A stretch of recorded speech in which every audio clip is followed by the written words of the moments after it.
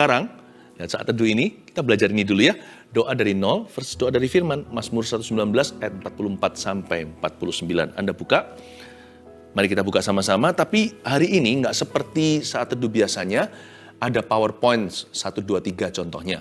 Kali ini Anda harus menangkap sendiri tiap orang beda. Rema apa yang Anda dapat dari setiap ayat. Ya, Mazmur 119 ini adalah Mazmur yang paling panjang, lebih tepatnya pasal terpanjang di Alkitab, 176 ayat totalnya. Jadi saya nggak bisa selesaikan dalam satu kali hari Minggu, saya janji sama jemaat hari ini saya tepati. Saya akan sampaikan di saat teduh ini. Doa dari 0 versus doa dari firman. Maksudnya begini, sebelum kita klaim janji ya isi dulu hati. Hati itu jangan kosongan. Isi dengan hadirat Tuhan, isi dengan kasih, tapi isi dengan firman, jangan lupa itu. Kalau enggak nanti ya kita itu mau teriak-teriak kayak seperti nabi-nabi Baal, percuma kalau kita tidak hidup dalam firman-Nya. Kalau firman di dalam kita nggak ngotot sama sekali. Kita tinggal mengembalikan ke Tuhan. Apa yang Tuhan katakan di hidup kita kan gampang dan mudah.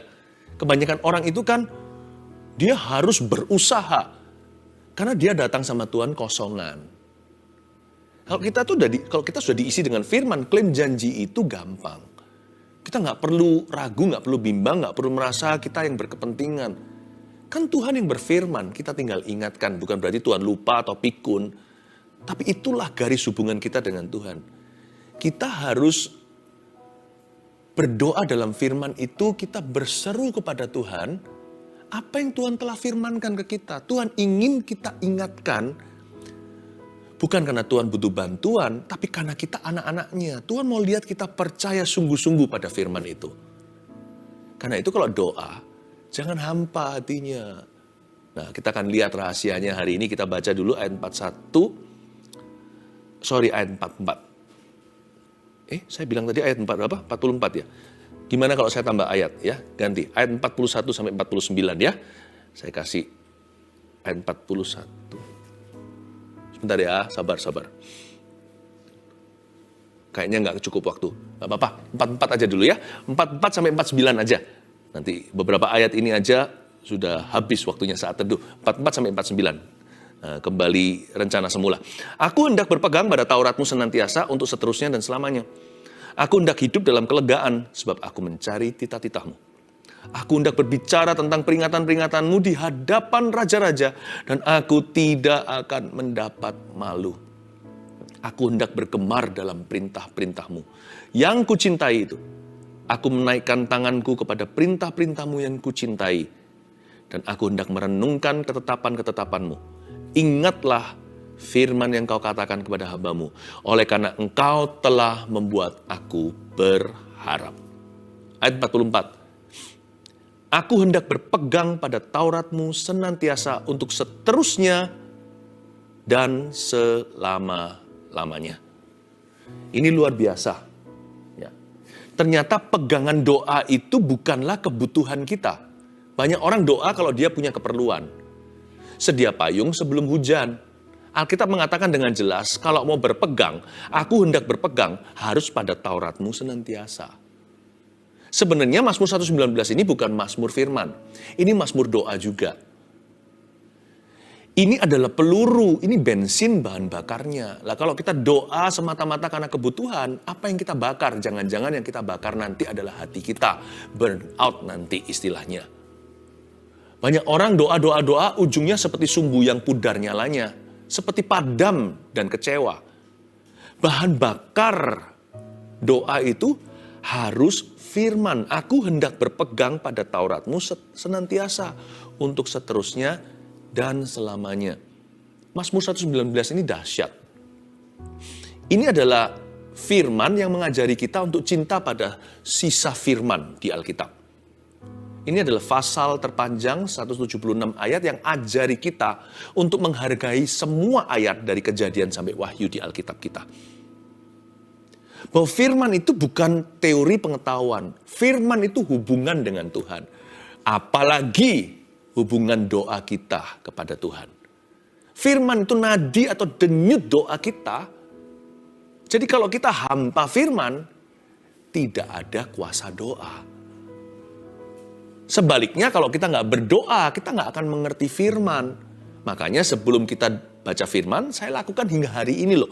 Udah 30 tahun kenal Yesus, sebelum saya baca Alkitab waktu saat teduh pribadi, saya selalu menundukkan kepala, pejamkan mata dan berkata, Roh Kudus, sinari hatiku dengan firman-Mu. Bantu aku untuk mengerti dan bertumbuh. Saya selalu minta Tuhan singkapkan firman itu. Karena saya nggak boleh bergantung pada hikmat manusia atau pada hemat saya. Saya nggak boleh percaya pada diri sendiri. Saya harus minta tuntunan ilahi. Kalau kita nggak doa dulu, biasanya nggak dapat sesuatu dari firman itu. Kita hanya dengar, apa itu? Apa itu?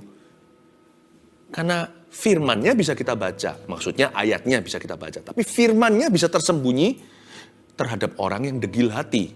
Seperti ada selaput di mata rohani. Tapi kalau kita sungguh-sungguh menghampiri Tuhan karena haus dan lapar, kita bisa melihat sesuatu keajaiban dalam firman-firman itu.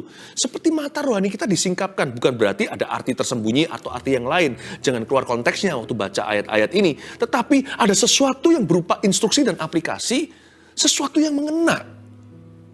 Seperti ada rema, R-H-E-M-A. Seperti Tuhan bicara directly kepada kita. Itu dia. Itulah sebabnya, jangan biasakan kalau kita datang ibadah nih, di gereja contohnya, dipas-pasin sebelum firman, gak usah ikut pujian. Kalau hati gak mengagungkan, mata gak kelihatan, telinga pun tuli mendengar. Sebab firman, iman timbul dari pendengaran. Bukan baca Alkitab semata-mata, tapi mendengar firman Kristus di dalamnya. Jangan datangnya dipaskan pada waktu firman. Ikuti pujian. Tapi sebaliknya, setelah kita dapat firman, jangan jadi orang Farisi, ahli Taurat, sok rohani, sok tahu, sok ngerti. Tujuannya adalah supaya kita berdoa dan berbuah. Setelah dapat firman itu bahan bakar. Dibakar itu, bukan dibakar Alkitabnya. Firman di dalam itu loh. Harus berapi-api untuk Tuhan. Harus dibakar jadi sesuatu. Firman itu harus menjadi daging, Yohanes pasal 1. Firman itu harus jadi perbuatan. Jadi pelaku, kata Yakobus, bukan jadi pendengar saja. Setelah kita dengar firman, kita catat. Saya suka catat di Alkitab saya, tapi juga di catatan di HP juga bisa. Anda catat di gadget Anda.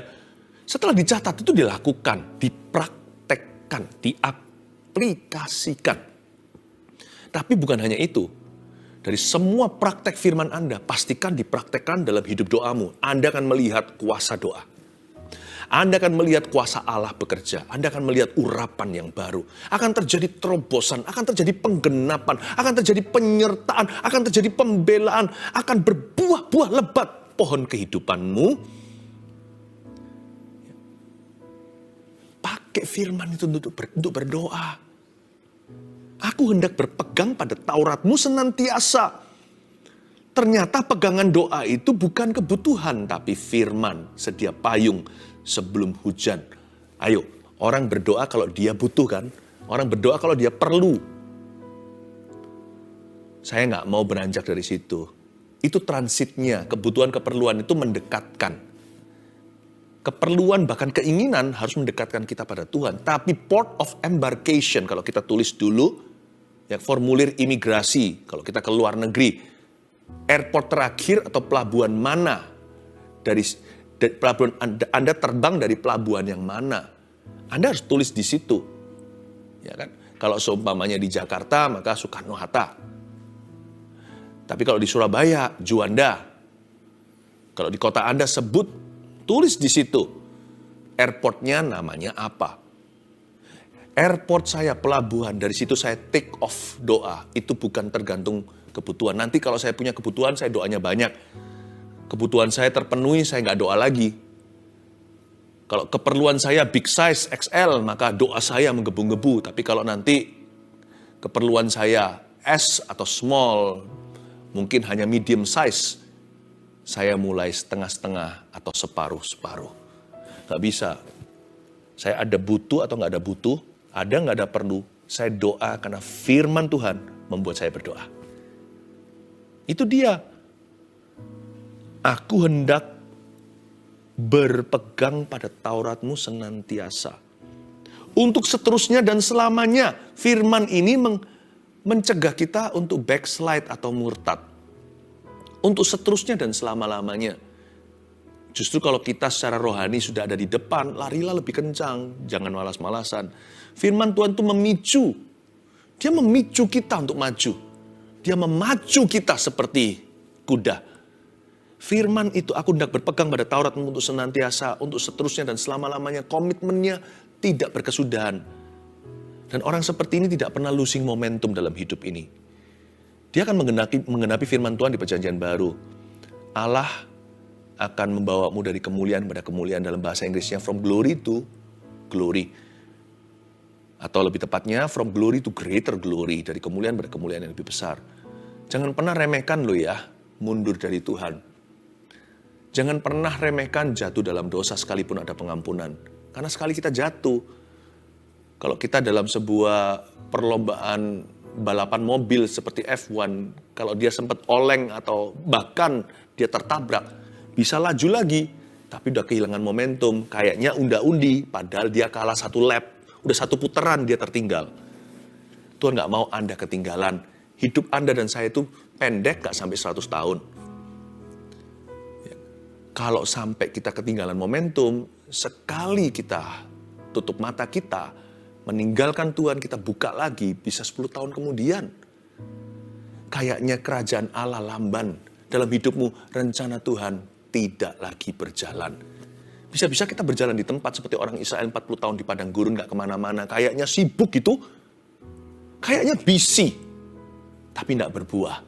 Nanti kita muter-muter, hanya perkara yang sia-sia. Kanan udah dekat, so close yet so far. Begitu dekat namun begitu jauh. Nggak kunjung masuk-masuk ke dalam penggenapan janji. Karena itu firman mencegah kita untuk murtad dari Tuhan, untuk meninggalkan Tuhan. Ketika kita berpegang pada Taurat senantiasa, itu untuk seterusnya dan selamanya. Never backsliding, never losing momentum in your life. Saya ngomong begini, kabar baik. Karena saya yakin hari ini Tuhan punya rencana. Kalau sekarang kita menyaksikan live-nya ini malam kan, berarti sudah mau berakhir rancangan Tuhan untuk hari ini. Maka besok, yakinlah ada masa depan penuh pengharapan. Akan ada momentum baru Tuhan ciptakan, sekalipun keluar dari masalah. Sekalipun Anda masih ada di gua singa, akan ada kesaksian baru di mana Tuhan mengatup singa-singa itu pada mulutnya supaya tidak mencicipi Daniel. Pasti ada sesuatu momentum yang Tuhan mau kerjakan. Jangan ketinggalan. Hari per hari itu berharga loh. Kalau dihitung 365 hari, 1 tahun, kali 80 gak seberapa panjang hidup ini. Every day counts. Jangan tinggalkan Tuhan. Jangan mundur rohani. Jangan bolong-bolong iman. Pegang pada Taurat Tuhan senantiasa. Untuk seterusnya dan selamanya. Ayat 45. Aku hendak hidup dalam kelegaan. Sebab aku mencari titah-titahmu. Aku hendak hidup dalam kelegaan. Kata kelegaan di sana adalah liberty, seperti patung Liberty Amerika, USA. Itu kan bicara soal kemerdekaan, simbol freedom, ya kan? Maka kata kelegaan di sini itu artinya selain liberty, dia adalah freedom, true freedom atau kemerdekaan yang sejati. Kalau kita mau mengalami kemerdekaan sungguh-sungguh versi yang sesungguhnya, yang disebut kemerdekaan oleh dunia. Bebas, aku bebas. Seks bebas contohnya. Bebas untuk berbuat jahat. Bebas untuk berbuat dosa. Sebenarnya adalah belenggu. Siapa berdosa menjadi hamba atau budak dosa. Coba lihat, ada orang berkata, nggak enak jadi orang Kristen ya. Loh, orang nggak bisa ngerokok. Loh, orang Kristen bisa ngerokok kok. Kalau saya mau, saya bisa ngerokok. Pertanyaannya, orang yang kecanduan rokok bisa nggak berhenti? Siapa yang bebas di sini? Siapa yang merdeka? Kita anak-anak Tuhan mau jatuh dalam dosa bisa, kita nggak mau. Karena hidup kita terlalu berharga. Dan lebih berharga Tuhan Yesus dan darahnya yang membasuh hidup ini. Saya nggak mau sia-siakan kasih karunia. Tapi mereka disuruh nggak berdosa, nggak bisa. Ya kan? Berzina siapa nggak mampu. Asal mau, ada kemauan, ada jalan. Tapi saya nggak mau. Kita nggak mau membuang hidup kita ke selokan. Kita sudah ada di jalan raya Tuhan. Rancangan damai sejahtera. Masa depan penuh pengharapan. Saya nggak butuh yang beginian. Tapi mereka untuk berhenti nggak bisa. Kemerdekaan menurut versi dunia itu belenggu. Tapi kemerdekaan atau alias kelegaan versi ayat 45 Mazmur 119, inilah kemerdekaan kebebasan sejati. Aku hendak hidup dalam kelegaan. Kuncinya di mana? Sebab aku mencari titahmu. Kuncinya di sini. Kata sebab aku mencari titahmu itu seperti bahasa Inggrisnya therefore. Bukan hanya because, bukan hanya karena atau sebab, tapi juga maka itu aku mencari titahmu. Ini pedang bermata dua. Aku hendak hidup dalam kelegaan. Kalau aku mau bebas beneran, maka aku harus cari titah Tuhan. Kalau kita mau betul-betul mengalami kemerdekaan finansial contohnya, kemerdekaan finansial itu bukan berapa banyak duit yang kita punya. Banyak orang kaya raya adalah budak mamon. Miskin bisa saja bahagia di hadapan Allah karena mereka empunya kerajaan sorga. Tapi nggak tentu juga. Ada orang miskin yang juga budak mamon. Makanya berani mencuri, berani berbohong. Tapi juga ada orang kaya yang generous. Seperti Yusuf Arimatea, seperti Abraham bahkan, Ishak, Yakub. Ada orang-orang yang berkeadaan, ya, namun mereka berkenan seperti Ayub contohnya. Perjanjian baru ada banyak figur-figur, jadi jangan pernah hakimi buku nilai dari cover atau dari halaman depannya. Jangan pernah menghakimi orang dari apa yang dia miliki atau tidak miliki. Kalau Anda mau lihat buahnya. Karena mereka, banyak orang asal mereka mengerti bagaimana menyenangkan Tuhan. Aku hendak hidup dalam kelegaan. Kalau kita mau betul-betul mengalami yang namanya kelegaan financial freedom, praktekkan firman. Hanya titah yang bisa memberimu merdeka. Saya mempraktekkan memberikan persembahan persepuluhan, saya tidak paksa orang lain. Karena saya mengembalikan, itu mengajari saya. Itu tidak berguna bagi Tuhan, itu berguna untukku dan keluargaku. Supaya selalu tahu diri dari siapa semuanya ini. Saya mempraktekkan dalam keuangan memberi.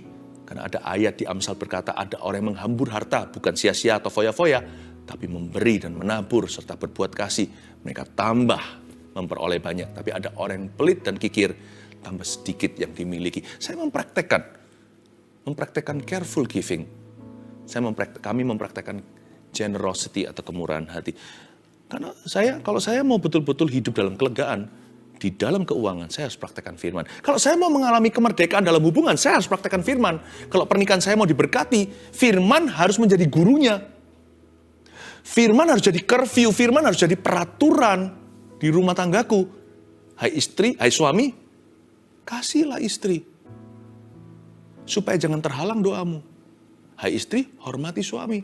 Kami praktekkan itu. Hai ayah, jangan bangkitkan amarah dalam diri anak-anakmu. Papa yang harus the first one to say I'm sorry. Nggak gampang karena dalam nama gengsi, ego kita itu loh sejagat raya sebagai pria. Tapi sebagai papa harus merendahkan hati, wong jadi imamnya. Anak-anak patuh pada orang tuanya. Jangan kasar sama pembantu rumah tangga atau staf karyawannya. Karena kita juga punya Allah. Kita juga punya majikan di atas yang kita sebut Tuhan, yaitu Tuhan. Hai kalau kita mau kerjaan kita diberkati juga, mau mengalami kelegaan secara profesi. Hai hamba, tunduklah pada Tuhanmu, termasuk yang beringas, apalagi yang takut akan Tuhan. Jangan hanya melakukan apa yang baik ketika mereka nggak melihatnya. Justru ketika tidak ada sepasang mata yang cek dan recheck, jadilah hamba Tuhan. Di tempat tersembunyi, maka Tuhan akan broadcast nanti Anda. Nilai Anda itu loh. Kualitas Anda itu semua orang akan tahu sebagai reputasi yang lebih berharga daripada emas, perak, dan permata. Anda tidak pernah bangkrut percaya. Bisa bangkrut harta pun cepat lambat dapat pekerjaan lagi. Kalau Anda punya reputasi. Coba, kalau kita praktekkan ini, kita akan dapat liberty. Aku hendak hidup dalam kelegaan. Kalau kita mau mengalami berkat dalam pekerjaan. Dan kalau kita mau mengalami kemerdekaan dalam hubungan, praktekkan pengampunan. Benci tidak mendatangkan kasih karunia, malah hukuman. Kalau kita mau diberkati, mau nggak mau harus ampuni. Aku hendak hidup dalam kelegaan soal hubungan. Maka aku harus mencari titah Tuhan. Kalau aku ingin mengalami kemerdekaan dalam relationship, maka aku harus mencari firman-Mu. Itu dia. Dan terutama ya, kemerdekaan di sini liberty bicara soal hati. 3 buah saja dari 9, 3/9. Love, joy, peace, kasih, sukacita, damai sejahtera. Nggak bisa dimiliki hati manapun kecuali ada titah Tuhan di dalamnya. Maka perkataanmu telah kutaruh dalam hatiku supaya jangan aku berdosa kepadamu. Hanya dengan menyimpan firman di dalam hati, kita bisa punya kasih, kita bisa alami sukacita yang tidak bisa dicuri oleh dunia, dan damai sejahtera kita tidak ada yang bisa mengambilnya. Love, joy, peace absen di dalam hati orang yang fasik di mata Tuhan. Orang yang hamba firman nggak punya ini. Aku hendak hidup dalam kelegaan. Mau tahu nggak hatimu lega atau tidak? Kadang-kadang gampang. Bukan kerasa-kerasaan loh ya. Tapi kadang-kadang ya kalau saya mau cek hati saya seperti apa ini cara yang lugu sih. Tapi selalu berhasil dalam hidupku. Kalau Anda tenang sendiri, tidak perlu lampu yang terang benderang. Anda di mana gitu. Pejamkan mata seperti ini. Letakkan tangan di dada. Rasa gelisah nggak? Kalau saya setiap kali begini tuh rasa tenang, rasa dekat sama Tuhan. Sebab nggak ada tuduhan. Ada orang nggak tahan merem begini. Merem sedikit sudah panik. Makanya dia harus selalu lari. Selalu ke rumah temannya. Selalu pokoknya cari aktivitas untuk mengisi kekosongannya. Aktivitas apapun selain Tuhan dan firman. Dia selalu harus cari kegiatan. Karena dia nggak bisa tenang. Mau tahu kondisi hati seseorang? Diam di hadapan Tuhan. Letakkan tangan aja di dada seperti ini. Rasa nggak kalau ada rasa sedih, ada rasa gimana? Ada sesuatu yang perlu diisi. Kalau saya setiap kali taruh tangan saya di dada saya seperti ini, entah kenapa ya, saya nggak mengada-ngada, sungguhan ini. Saya merasa tenang, peaceful, ada joy. Saya nggak punya segala sesuatu. Banyak doa saya belum terjawab sejujurnya. Ada banyak masalah tidak kurang-kurang di hidupku. Kalau Anda kurang, mau saya bagikan. Saya nggak keberatan berbagi masalah dengan Anda. Tapi saya tahu setiap orang punya masalah. Saya taruh di dada saya itu, nggak tahu ya. Saya nggak perlu melihat ke belakang, saya nggak rindu masa lalu. Saya nggak perlu ke depan, jika kalau aku punya ini, kalau aku punya itu. Saya nggak ada looking forward ke depan apa-apa kecuali visi Tuhan di hidup ini. Saya nggak ada begini loh, nanti ya kalau aku, maka aku bahagia. Kalau aku punya, maka aku bahagia. Kalau sudah begini, maka aku bisa happy. Nggak ada tuh. Right here, kalau Tuhan panggil saya hari ini. Saya siap ketemu Tuhan. Sekarang Tuhan panggil saya siap ketemu sama Tuhan Yesus. So saya tahu saya tidak pulang tangan hampa. Tapi jangan dulu. Masih terus perlu sama-sama saat teduh.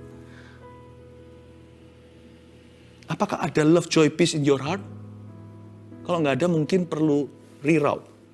Mungkin atur lagi tuh rutenya salah. Selama ini rutenya bukan ke arah firman soalnya. Tapi ke arah melanggarnya. Atau bukan melanggarnya, menawarnya. Bukan ke arah firman, tapi lebih kepada filsafat dunia. Atau pengertianmu sendiri. Banyak orang itu hidup dalam pikirannya. Bukan dalam pikiran Allah, dalam pikiran manusia, bukan dalam firman Tuhan. Itu kesalahan. Sayang ya, udah jadi anak Tuhan, orang Kristen nih ceritanya. Tapi gak bisa nikmati love, joy, peace. Kok kalah sama orang dunia?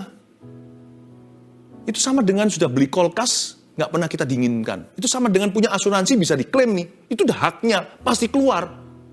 Tapi dibayar sendiri. Gimana sih jadi anak Tuhan orang Kristen kok nggak ada love, joy, peace itu gimana? Jangan-jangan bukan karena Tuhan gagal memberikannya. Tapi Anda lupa di mana menaruhnya. Kalau hati dan pikiranmu ditaruh pada dirimu. Kalau Anda menaruh dirimu pada pikiranmu, bukan pada firman. Ya makanya nggak ada damai sejahtera, nggak ada sukacita, nggak ada kasih. Ya, ayat yang berikutnya. Ayat 46. Aku hendak berbicara tentang peringatan-peringatanmu di hadapan raja-raja dan aku tidak akan mendapat malu. Ini adalah suatu ayat yang misterius kalau saya baca ya. Kalau aku berbicara tentang peringatanmu berarti orang ini terus mengakui firman di mulutnya. Ini yang disebut confession of faith. Maka di hadapan raja-raja dan aku tidak akan mendapat malu. Orang yang terus hidup dalam firman Tuhan, ada janji Tuhan, orang itu akan dibawa ke orang-orang besar. Orang itu akan dibawa ke orang-orang hebat, bahkan ke orang-orang jahat. Jangan takut dulu, ke orang jahat bukan supaya mereka jahatin you. Dibawa ke orang jahat supaya jadi kesaksian untuk mereka. Dibawa ke orang besar, orang gede nih, orang berpengaruh, the proudest among men, orang-orang yang paling sombong kali. Tuhan akan pakai hidupmu untuk merendahkan hati mereka. Dan menjadi kesaksian dalam hidup mereka. Jangan takut, Tuhan akan membiarkan mereka berbuat jahat. Tapi Anda akan dipakai jadi kesaksian. Ada janji di sini. Orang yang punya firman itu berkuasa. Who is the most powerful people on earth? Siapa orang yang paling berkuasa di dunia ini yang punya firman? Udah itu aja. Yang gak punya firman itu semu. Kuasa apapun itu sebentar lagi melayang. Ayat 47. Aku hendak bergemar dalam perintah-perintahmu yang kucintai itu. Nah, bergemar dalam firman gimana caranya ya? Ada orang yang tanya sama saya, Pastor Philip pernah jenuh nggak? Saya bilang, enggak. Tapi andai kata saya pernah jenuh, begini. Kadang-kadang kita memang perlu memaksa diri untuk membaca Alkitab. Jangan merasa bersalah. Ada orang bertanya, kalau memaksa gitu kan nggak jujur. Itu berarti kan dibuat-buat. Lah kalau kita hidup dari perasaan, ya iya. Berarti kita nggak jujur. Tapi kalau kita hidup dari iman, perasaan harus nurut dong. Aku hendak bergemar dalam perintah-perintahmu. Kalau bergemar aja kenapa pakai kata hendak? Aku hendak. Berarti ada kemauan. Ini bukan perasaan. Aku hendak bergemar. Hatinya bergemar, dia senang.